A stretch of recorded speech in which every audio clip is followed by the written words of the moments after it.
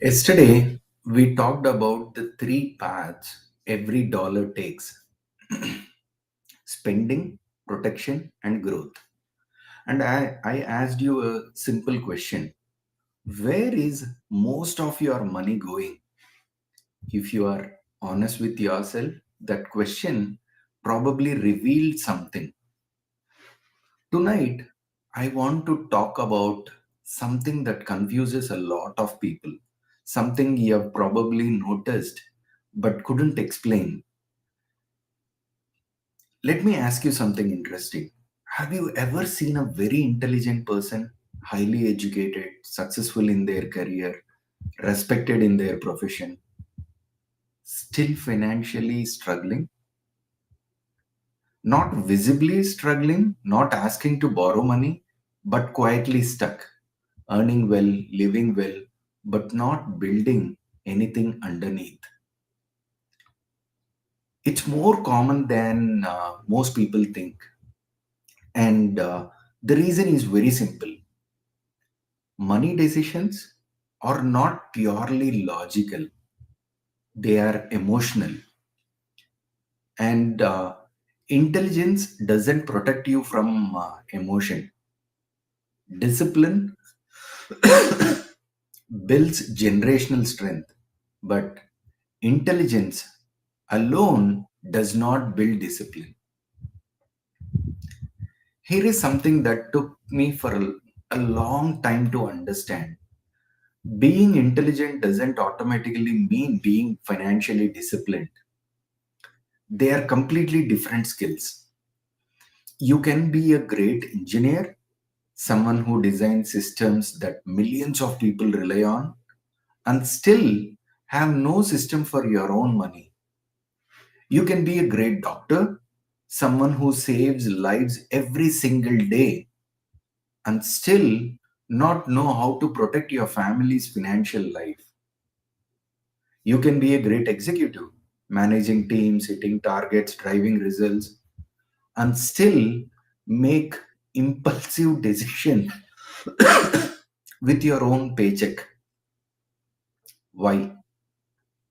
Because money behavior is not taught in school, not in elementary school, not in high school, not in college, not in medical school, not in business school, and it's rarely taught at home. Think about that for a moment. We spend 16, 18, 20 years in education. We learn science, history, maths, literature. We learn how to earn money through a profession, but nobody at any point in the journey sits us down and says, here is how money actually works in life. Here is how to structure it. Here is how to keep it. Here is how to make it serve your family for decades. So what happens? Brilliant people enter the workforce with incredible earning potential and zero financial structure. They can solve complex problems at work, but they can't solve the problem of why their bank accounts empties every month. It's not a character flaw, it's an educational gap. The smartest people are making poor money decisions, not because they are foolish, because they were never taught. Now, here is what where it gets deeper. Even when smart people start learning about money, even when they read the books and watch the videos and understand the concepts, they still make emotional decisions, because most financial decisions are not driven by knowledge, they are driven by feeling, stress. When you are overwhelmed, your brain doesn't want a financial plan, it wants relief. And spending provides instant relief: a purchase, a meal, a small luxury, something that makes this moment feel better. The logical brain knows it's unnecessary, the emotional brain already clicked by now. Next, fear. When you are afraid of missing out, afraid of falling behind, afraid of the future, fear pushes you toward either hoarding or spending. Some people grip their money so tight they never let it grow. Other people spend it fast because holding it creates anxiety. Both responses are emotional. Neither is strategic. The next is social pressure. Your peer group sets your financial thermostat. If everyone around you is upgrading, you feel pressure to upgrade. Not because you need to, because belonging feels like survival. And your brain will sacrifice financial health to maintain social belonging every single time. Next is status. The need to signal success, like the watch, the car, the neighborhood. Smart people are especially vulnerable to this one because they have achieved professionally and feel the need to prove it visually. The irony is painful. They spend their wealth to look wealthy, and in doing so, they destroy the very wealth they are trying to display. And finally, short term comfort. The human brain is wired to choose comfort now over reward later. That's not a weakness, that's biology. Our brains evolved to prioritize immediate survival. Delayed gratification is a skill you have to build, it doesn't come standard. So, here is the truth, it doesn't matter how your IQ is. If you don't recognize these emotional drivers, they will make your financial decisions for you quietly, repeatedly, for your entire life. Let me spend a few minutes on the one that's most dangerous right now, comparison. There is an invisible force that influences money decisions more than most people realize. It's not greed, it's not ignorance, it's comparison. Friends buying bigger homes, and suddenly your perfectly good home feels small. Colleagues driving nicer cars, and suddenly your reliable car feels embarrassing. Someone on LinkedIn posting about their business milestone, and suddenly your steady career feels like failure. Social media turned comparison into a 24-hour experience. You used to compare yourself to your neighbors. Now you compare yourself to strangers across the country, people you've never met, whose finances you know nothing about, whose debt you can't see, whose stress you will never feel. And here is what comparison does to smart people specifically. Smart people are used to being ahead, top of the class, best on the team, high performer. So when they see someone who appears to be doing better financially, it triggers something deep, not just jealousy, identity threat. The thought becomes, if they have more than me, what does that say about me? And the fastest way to quiet that thought, upgrade, buy, spend, match, not because you need it, because the comparison created a gap. And spending feels like it closes that gap, but it doesn't. Because tomorrow there will be a new comparison, a new post, a new colleague, a new neighbor, and the gate reopens, and the spending continues.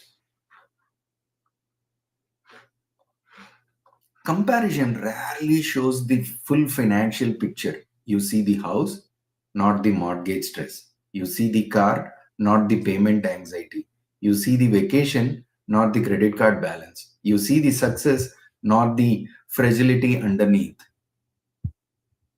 Stop comparing your chapter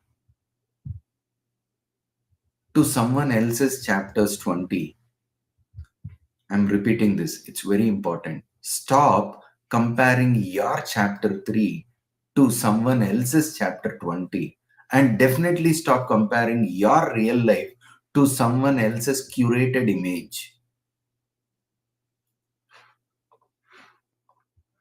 So, if intelligence doesn't protect you and emotion drives most of your decision, what actually works? One word: awareness. Financial discipline doesn't start with a budget, it doesn't start with an app, it doesn't start with a spreadsheet. It starts with seeing yourself clearly. When you start noticing why you spend, not what you spend on, but why, your decision begins to change automatically. You start catching the stress spending before you click checkout. You start recognizing the comparison trigger before you upgrade. You start seeing the reward pattern before the bonus disappears. You start questioning the status purchase before it hits your account. And in that moment of recognition, that tiny pause between impulse and action, that's where your financial life transforms. You begin asking questions, different questions. Not can I afford this? That's the wrong question. You can probably afford anything in isolation. The right question is, do I need this? Or do I just want the feeling this purchase gives me? If the answer is feeling, pause, wait, let the emotion pass. Then decide with a clear mind. The awareness alone, applied consistently over months and years, changes financial behavior more than any book, any course, any strategy, because it addresses the root, not the symptom. The root is emotional, and awareness is the only tool that reaches the root. Smart people don't need more information about money, they need more awareness about themselves. When you understand your patterns, your intelligence finally gets to work for you instead of against you. Let me close with this thought, and I want you to really hear it. Wealth is not built by intelligence alone. If it were, every doctor, every engineer, every professor would be wealthy, and many of them are not. Wealth is built by consistent behavior, by doing the simple, unglamorous, boring thing month after month, year after year, when nobody is watching, when nobody is impressed, when it doesn't feel like it's working. Small, disciplined decisions repeated over many years. That's the formula. Not brilliance, not luck, not a high salary, consistency. The smartest financial decision you will ever make is not an investment, it's the decision to become aware of your own patterns and then to build structure around them so that emotion stops driving and discipline takes the wheel. Discipline builds generational strength. That's the end of week one, 7 days. 7 conversations. And if you have been showing up, your perspective on money has shifted more in 1 week than most people experience in a year. You know, understand that earning is not building, that income is not wealth, that more money doesn't reduce stress, but structure does, that emotions drive spending more than logic, that lifestyle inflation is silent and dangerous, that every dollar takes one of three paths, and that intelligence alone doesn't create financial discipline. Next week, we go from awareness to action. We start building the actual structure, protection, allocation, systems, the framework that turns everything you have learned this week into real, lasting change. If conversations like this help you think differently about money, join me again. I go live every single day here at 9:08 p.m. Central Time. Type 30 type 30 days in the comments if you are building with me. Share this with someone smart who's still stuck financially. They need to hear this. Money is not just about numbers, it's about mindset, discipline, awareness. Discipline builds generational strength. See you tomorrow.